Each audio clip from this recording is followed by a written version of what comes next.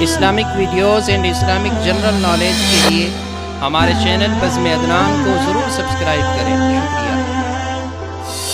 صلی اللہ علیہ وسلم سفر معراج پر جسد اطہر کے ساتھ اپنے جسم مبارک کے ساتھ روانہ ہوئے۔ یہ اور بات ہے کہ معتزلہ اور قادیانی وغیرہ یہ کہتے ہیں کہ ہمارے نبی صلی اللہ علیہ وسلم کو کوئی حقیقی معراج نصیب نہیں ہوئی، بلکہ خواب اور کشف میں اللہ کے نبی کو معراج عطا کی گئی۔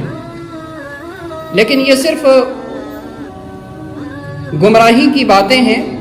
حقیقت یہی ہے، ہمارا ایمان اور عقیدہ یہی کہہ رہا ہے کہ ہمارے نبی صلی اللہ علیہ وسلم اپنے جسم مبارک کے ساتھ سفر معراج پر روانہ ہوئے تھے۔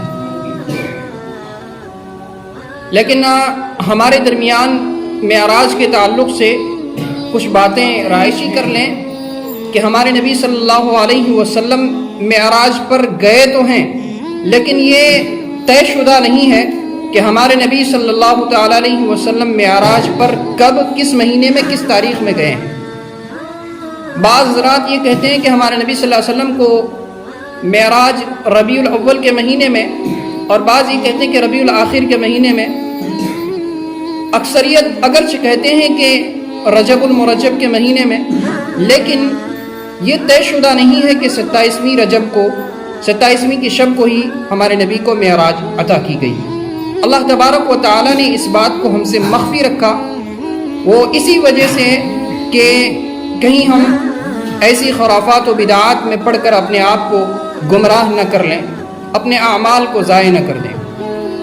اس لیے کہ دین اسلام اللہ کے نبی صلی اللہ علیہ وسلم پر مکمل کر دیا۔ اللہ تعالیٰ نے فرمایا الیوم اکملت لکم دینکم، کہ ہم نے آج آپ پر دین کو مکمل کر دیا ہے، اور میں اس پر رضامند ہو گیا ہوں کہ آپ کے لیے دین اسلام کو ہم نے تجویز فرما دیا ہے۔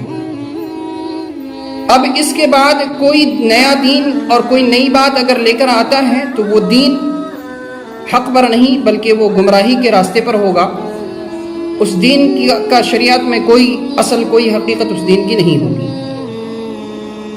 ہمارے درمیان جو باتیں رائج ہیں وہ صلاۃ الروایت کے تعلق سے، معراج والے رات کے بعد جو دن آتا ہے اس دن روزہ رکھنے کے تعلق سے کچھ لوگوں کا یہ کہنا ہے کہ اس دن کا روزہ رکھنے سے 1000 روزہ، 1000 دنوں کا روزہ کا ثواب ملتا ہے، اور کچھ لوگوں نے عجیب و غریب قسم کی ایک بات پھیلا رکھی ہے کہ اس رات میں جو شخص 6 نفل اس طرح سے پڑھے گا، فلاں صورتوں کو متعین کر دیا انہوں نے، اور بتایا کہ اس طرح سے جو 6 نفل پڑھتا ہے اس کے تمام گناہ معاف ہو جاتے ہیں، اگلے پچھلے سارے گناہ کو اللہ تعالیٰ معاف کر دیتے ہیں۔ تو یہ بات بھی ذہن نشی کر لیں کہ روایت میں آتا ہے کہ ہمارے نبی صلی اللہ علیہ وسلم کو سن 5 نبوی میں معراج عطا کی گئی۔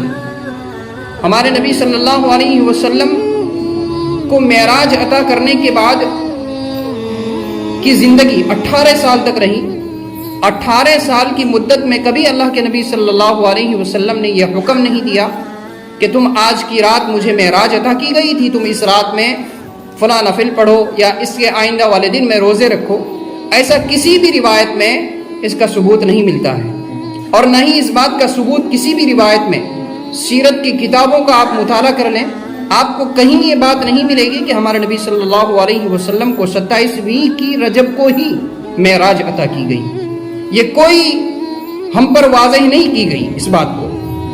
اس لیے ہم اگرچہ اس دن، اس رات میں، اس یا آئندہ دن روزہ رکھنے الگ بات ہے، لیکن خالص دین سمجھ کر، اس کو ایک حکم سمجھ کر، سنت سمجھ کر، شریعت سمجھ کر اس پر عمل کرنا اپنے آپ کو گمراہی کے راستے پر ڈالنا ہے۔ معراج رجب المرجب کے مہینے میں شب معراج کی رات میں پوری رات کو جاگنا، اور بڑی رات سے اس کو تعبیر کرتے ہیں کہ یہ بڑی رات ہے، یہ عبادت کی رات ہے، آج کی رات عبادت کرنے سے فلاں چیزیں ملیں گی۔ ایسی کوئی بات شریعت میں اس کی اصل موجود نہیں ہے۔ جن باتوں کی اصل موجود ہے وہ یوم عاشورہ ہے، یوم عرفہ ہے، اسی طریقے سے لیلۃ القدر ہے، شب برات ہے، ان کے تعلق سے حدیثوں میں اس کا ثبوت ملتا ہے، لیکن اس کے تعلق سے کوئی ثبوت نہیں ملتا ہے۔ رجب کے پورے مہینے میں ہونا تو یہ چاہیے کہ آپ اللہ کے نبی صلی اللہ علیہ وسلم نے جس طرح سے دعا کی، اللہم مسنون ہے، اس دعا کا خوب اہتمام کریں۔ کیا فرمایا اللہ کے نبی نے؟ اللہم بارک لنا فی رجب و شعبان وبلغنا رمضان، کہ رجب اور شعبان میں، یا اللہ رجب اور شعبان میں ہمارے لیے برکت نازل فرما اور ہمیں رمضان تک پہنچا۔ اس دعا کا خوب اہتمام کریں۔ اور اللہ کے نبی صلی اللہ علیہ وسلم رجب کے مہینے میں کثرت سے، رجب اور شعبان کے مہینے میں روزے رکھا کرتے تھے۔ آپ بھی روزے رکھا کریں کثرت سے، لیکن شب معراج والے رات کو خاص طور سے عبادت کے لیے مخصوص کر لینا اور اس کے آئندہ والے دن کو خاص طور سے روزہ کے لیے مخصوص کر لینا، دین میں اس کا کوئی تصور اور کوئی حقیقت موجود نہیں ہے۔ اگر ایسی کوئی حقیقت موجود ہوتی تو اللہ کے نبی صلی اللہ علیہ وسلم کے جانثار صحابہ کرام رضوان اللہ تعالی علیہم مجمعین، جو کہ ایک اشارے پر اپنی جان کو نچھاور کر دیا کرتے تھے، اگر کوئی بات ہوتی تو صحابہ کرام اس پر ضرور عمل کرتے اور پھر وہ ہم تک پہنچایا بھی جاتا، لیکن ایسی کوئی بات نہیں ہے۔ اس لیے ہمیں چاہیے کہ ایسی باتوں سے بچیں۔ عام طور پر ہم کرتے ہی ہیں کہ جو راتیں خاص ہیں، مخصوص ہیں، ان راتوں میں بھی ہم پوری رات جاگ کر نفلی عبادات کر لیتے ہیں، لیکن فجر کی نماز جو فرض ہے، جس کا اللہ تعالیٰ نے حکم دیا ہے، جو کسی صورت معاف نہیں ہے، اس کی ہمیں کوئی پرواہ نہیں۔ فجر کی پرواہ نہیں، ظہر کی پرواہ نہیں، عصر کی پرواہ نہیں، مغرب عشاء کی پرواہ نہیں، زندگی بھر کی ہماری نمازیں قضا ہو رہی ہیں، اس کی کوئی ہمیں فکر نہیں ہوتی ہے، لیکن رجب کا مہینہ آتے ہی 27ویں رجب کو ہم اس کا خوب اہتمام کرتے ہیں۔ لوگوں سے پوچھتے ہیں، میرے پاس بھی کئی ایک فون آئے کہ مولانا رجب کے مہینے میں کب کیسی عبادت کی جائے اور کتنے نفل پڑھنی چاہیے، کیسے نفل۔ بڑا عجیب محسوس ہوا۔ اس لیے تو لوگ فون کرتے ہیں کہ جس کی کوئی حقیقت نہیں ہے، لیکن اس لیے کبھی فون نہیں کرتے یا کبھی اس پر غور کرنے کی کوشش نہیں کرتے کہ ہماری نمازیں قضا ہو رہی ہیں، اس کا کیا معاملہ ہوگا، ہماری فجر آج چھوٹ گئی، اس کا کیا معاملہ ہوگا، ہماری ظہر قضا ہو گئی، اس کا کیا معاملہ ہوگا۔ افسوس صد افسوس، ہمیں ان باتوں سے بچنا چاہیے۔ صحیح دین پر، خالص دین پر ہمیں عمل کرنے کی کوشش کرنی چاہیے۔ امید کروں گا کہ آپ حضرات میری بات کو سمجھ گئے ہوں گے۔ السلام علیکم ورحمۃ اللہ وبرکاتہ۔